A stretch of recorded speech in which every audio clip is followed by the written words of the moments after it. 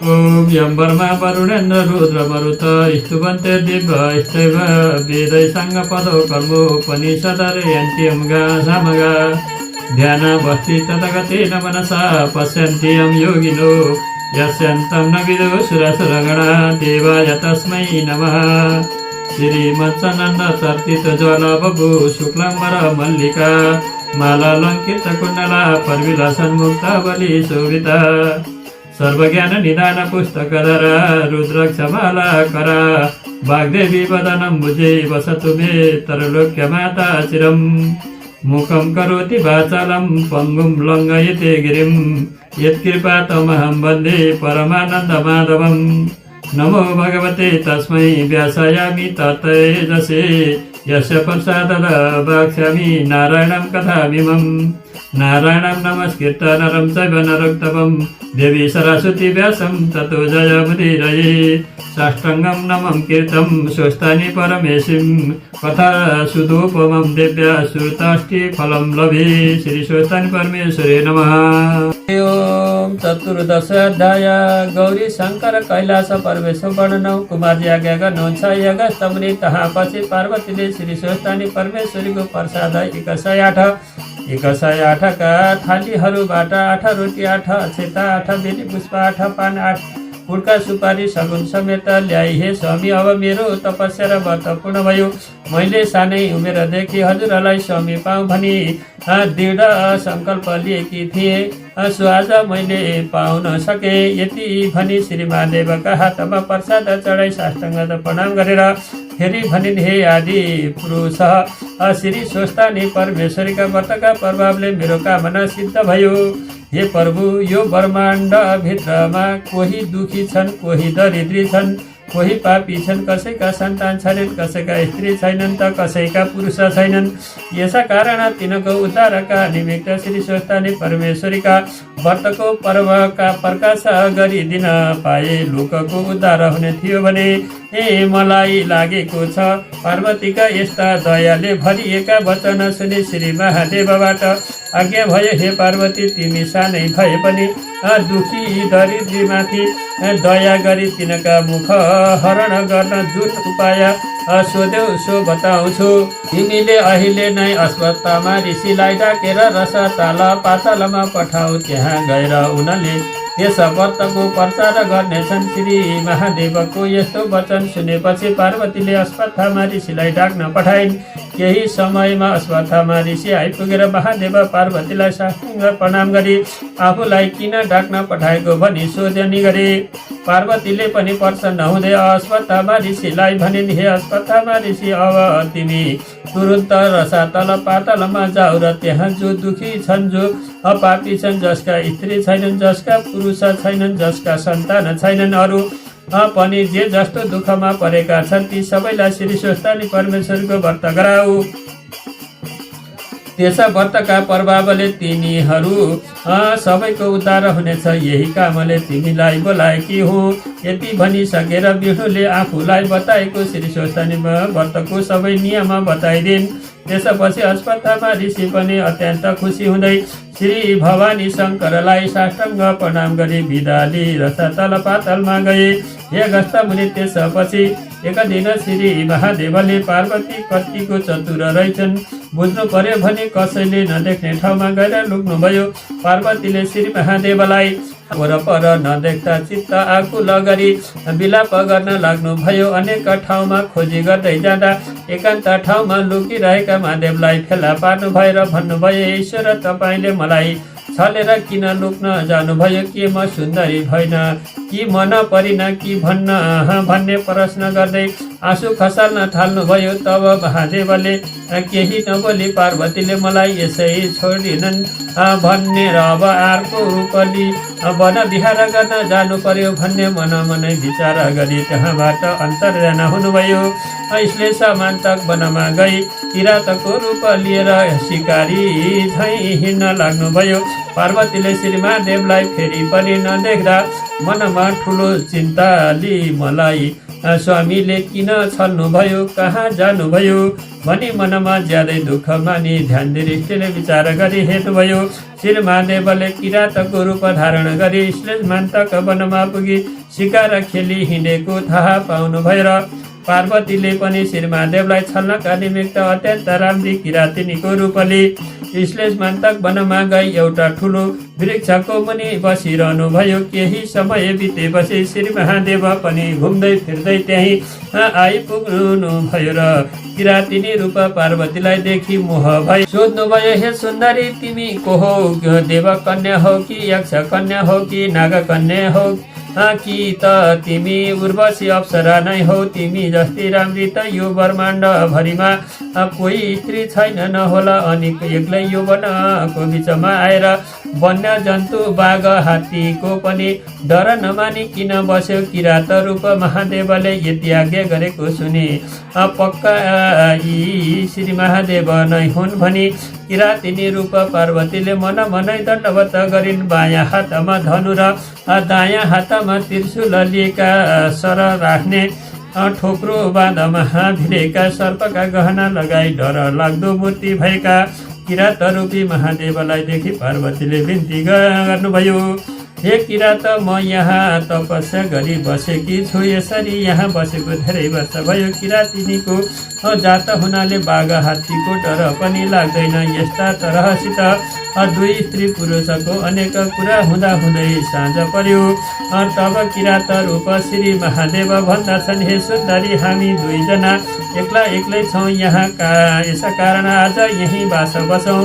श्री महादेवका यस्ता कुरा सुनि पार्वती भन्नुहुन्छ, हे किरात तिमी पुरुष जाति र म स्त्री जाति अनि यस्तो वनमा केही नभएको ठाउँमा कसरी एकै ठाउँमा बास बस्न सकिन्छ? पुरुष जाति त राम्री स्त्री देखेपछि घरबार सब बिर्सिन्छन्। किरातिनी स्वरूप पार्वतीका कुरा सुनि किरात रूप महादेव भन्नुहुन्छ, के किरातिनी तिमीले त्यस्तो अनर्थ नमान, कुनै डर मान्नु पर्दैन भनेर विश्वास दिलाउनु भयो। अनि दुवै शिव पार्वती ठुलो वृक्षका मुनि बास बसे। आज भोलि गर्दै त्यहाँ बसेको निकै दिन बिते। त्यसपछि एक दिन पार्वतीले विचार गर्नुभयो, सधैँ यसै रहेर कसरी होला? यो भोलानाथ त यत्तिकै बसेर पनि दिन टार्न सक्छन्। म त स्त्री जाति हुँ, अब केही उपाय सोच्नु पर्यो भन्ने विचार गरी श्री महादेवलाई छलेर एकातिर जानुभयो र आकाशवाणी भए चाहिँ गरी बोल्न लाग्नुभयो, हे ईश्वर हजुरले हामीलाई बिर्साएर यसरी वन विहार मात्र गरिरहनाले हामी ब्रह्मा विष्णु इन्द्रादि देवताहरूको दुःख कसले टारिदेला? हे करुणामय, हे बिर्ख बहन, अब कैलाश फर्किएर हाम्रो रक्षा होस्। यस प्रकारको आकाशवाणी सुनेपछि महादेवले विचार गर्नुभयो, यो म यहाँ आएको त कसैलाई पनि थाहा छैन। वरपर हेर्दा कोही देख्नु भएन र चुप रही किरातिनी रूप पार्वतीलाई नदेखि खोज्न लाग्नुभयो। पार्वती पनि केही थाहा नपाए झैँ गरी रुखका हाँगामा बसी फल टिपी खान लाग्नुभयो। शिवजीले खोज्दै जाँदा भेट्नुभयो र हे सुन्दरी तिमी कहाँ गएकी थियौ भन्नुभयो। यो सुनेर पार्वतीले, हे किरात भोक लाग्यो र कन्दमूल फल खोज्न यता आएकी हुँ भन्नुभयो। यस्ता प्रकारले कुरा गरिरहँदा चन्द्रमा भन्दा पनि राम्री पार्वतीलाई देख्दा श्री महादेवको मन भङ्ग भए किरातिनी रूप पार्वतीलाई समाउन जाइ लाग्नुभयो। यो देखेर पार्वतीले डराए झैँ गरी भन्नुभयो, हे किरात के तिम्रो धर्म यही हो? मैले त श्री महादेव बाहेक अरूलाई स्वामी मनाउने छैन भनी प्रतिज्ञा गरेकी छु। तिमीबाट अन्यथा भए म तिमीलाई श्राप दिएर आत्महत्या गरी मर्नेछु। तब किरात रूप महादेवले भन्नुभयो, तिम्रो त्यस्तो प्रतिज्ञा छ भने मलाई उनै महादेव भनी जान मन वन विहारको इच्छाले यहाँ किरात रूपले आएको हुँ नपत्याए हेर भनी ज्योति स्वरूपको दर्शन दिनुभयो। त्यसपछि किरातिनी रूप पार्वतीले हर्ष मानी श्री महादेवका पाउमा दण्डवत प्रणाम गरी बिन्ती गर्न लाग्नुभयो। भन्नुभयो। हे ईश्वर, त्यसो भए अब कन्यादान लिन मेरा बाबा महातारी भएको ठाउँमा जाउँ भनी श्री महादेवलाई पार्वती आफ्नो बाबा हिमालयका घरमा पुग्नुभयो। उहाँ पुग्दा श्री महादेवले पार्वतीको असली रूप थाहा पाएपछि शरमले के गरू र कसो गरू हुँदै अन्तर्ध्यान भई श्री महादेव फेरि श्लोषपान्तक वनको उत्तरा भागमा गई किरातेश्वर शिवलिङ्ग भइरहनुभयो। पार्वती महादेवलाई नदेख्दा अत्यन्त विलाप गरी ध्यान दृष्टिले विचार गर्दा श्लेषमान्तक वनका उत्तर भागमा किरातेश्वर शिवलिङ्ग भएर रहनुभएको थाहा पाइँदा आफू पनि यहीँ गई बागमती नदीमा नित्य स्नान गरी किरातेश्वर शिवलिङ्गमा जल धूप दीप नैवेद्य आदि पूजा गरी श्री महादेवको ध्यान गरी तपस्या गर्न लागिन्। किरातेश्वर शिवलिङ्गको नित्य सेवा गरी बागमतीमा स्नान गरी तपस्या गरेको ठाउँ नै गौरी घाट भयो।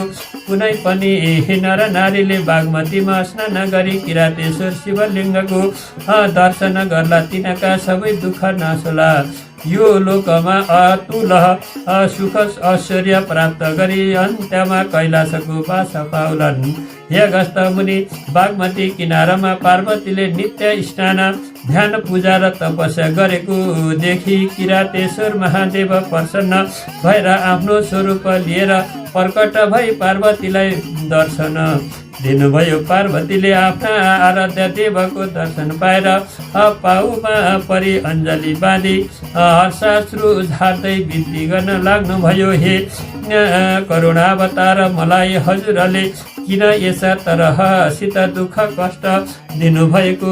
के हजुरलाई म मन परिन कि किन छोडेर यो श्लेषबान्तक वनको एकान्त थलोमा आई बस्नुभयो? यसरी पार्वतीले विस्मा त भनेको देखि श्री महादेव खुसी भई पार्वतीलाई अङ्कमाला गरी काखमा राखेर त्यहाँबाट अन्तर्ध्यान भई हिमालय पर्वतका घरतर्फ जानुभयो। श्री महादेव र पार्वती आफ्ना घरमा आएको देखि हिमालय पर्वत अत्यन्त खुसी भई छोरी ज्वाइँमा नाना सुगन्धले युक्त पुष्प वृष्टि गराउनु भयो। त्यसपछि उच्च आसनमा बसाली पाउ धोई पाद्य अर्घ आदि चढाई 84 व्यञ्जन तयार गरी भोजन गराउनु भयो। 4 दिन बितेपछि श्री महादेवले पार्वतीलाई भन्नुभयो, हे गिरिराज पुत्री, कैलाश छोडेको पनि धेरै भयो। अब कैलाशमा जानुपर्दछ। तिम्रा बाबा आमासँग बिदा मागौँ। यति भनी दुवैजना हिमालय छेउ पुगी श्री महादेवले भन्नुभयो, हे पिता, जुन दिन सती देवीले देह त्याग गरिथिन् त्यो दिनदेखि कैलाश शून्य छ। अब आज्ञा पाए पार्वतीलाई साथली कैलाश जाने थिए।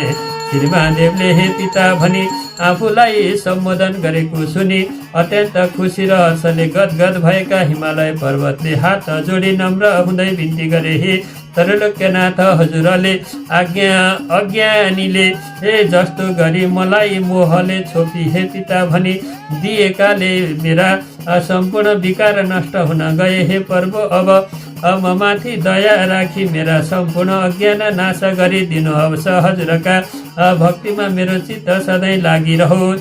यति भनी श्री महादेव र पार्वतीलाई नाना थरीका वस्त्र र गहना पहिराई सिंहासनमा बसाली षोडशोपचारले पूजा गरी स्तुति गर्न लाग्नुभयो। हे भवानी शङ्कर, जसरी श्री लक्ष्मी नारायण समुद्रका घरमा गएर बसिदिनु हुँदा समुद्रको आनन्द प्राप्त गर्नु भयो थियो, त्यसै गरी छोरी सहित भएर हजुरले मेरो घरमा राजा गरिदिनाले म आनन्दमा प्राप्त भएँ। हे जगदीश्वर, हजुरको महिमा अपार छ। हजुरका मायाले नै यो विश्व ब्रह्माण्ड व्याप्त छ। समुद्र मन्थन गरेका बेला कालाकुट विष निस्क्यो र संसार नै डढाउन लागेको देखेर त्यो उग्र विष आफ्नो घाँटीमा राखी सबैको रक्षा गर्नुभयो। त्यसैले हजुरको नाम नीलकण्ठ रहन गयो। हे विशम्बर, आफैले सृष्टि र स्थिति गरी संहार पनि गर्ने यस्ता हजुरलाई कोटि कोटि नमस्कार छ। हे परब्रह्म, पृथ्वीलाई रथ, 4 वेदलाई घोडा, चन्द्र सूर्यलाई रथका पाङ्ग्रा, बर्मालाई सारथी, सुमेरु पर्वतलाई धनुष, शेषनागलाई धनुको तान्दो, विष्णुलाई बाण बनाई त्रिपुरासुर दैत्यको नाश गर्ने। हे शम्भु हजुरलाई कोटि कोटि नमस्कार छ।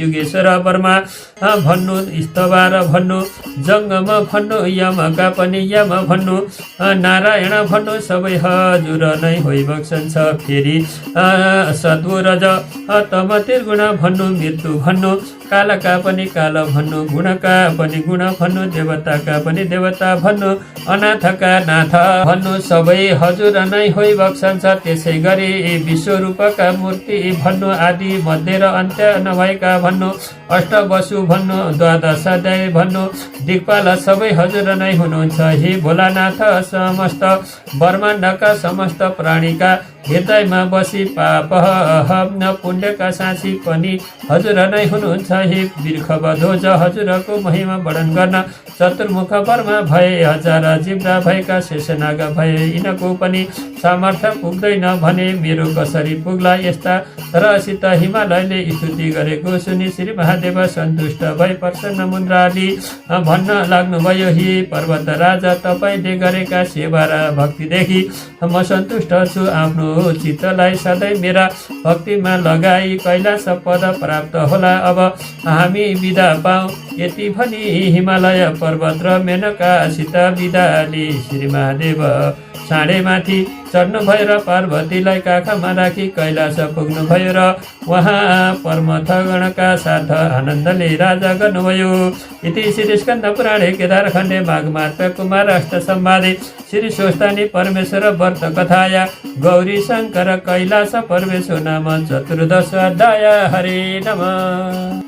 उपनायक्तो मङ्गलवा सकल जगन मङ्गलालय श्रीमान दिनकर किरण निबोधित नवनन दल निवेक्षण किण काले वर्षतु पर्जन्य पृथिवी सस्यशालिनी देशोऽयं क्षोभरहितो वर्माणा सन्तु निर्भया अपुत्रा पुत्रिणा सन्तु पुत्रिणा सन्तु पौत्रिणा निधना सदना सन्तु जीवन्तु शरदां शतं तत्रैव गङ्गा यमुना च तत्र गोदावरी सिन्धु सरस्वती च तीर्थानि सर्वाणि वसन्ति तत्र यत्र च्युतो द्वारकथा प्रसङ्ग या कुन्देदु तुषारहार धवला या शुभ्रवस्त्राभितः या वीणावरदण्डमण्डितकरा या श्वेतपद्मासनः या वर्माच्युत शङ्कर परमेरितिवे देवे सदा वन्दिता सामां पातु सरस्वती भगवती निःशेषजाड्यापः कायेन वाचा मनसन्देर्वा भूतात्मना वा प्रकृति स्वभावा करोमि यद्यत् सकलं परस्मै नारायणाय समर्पयतः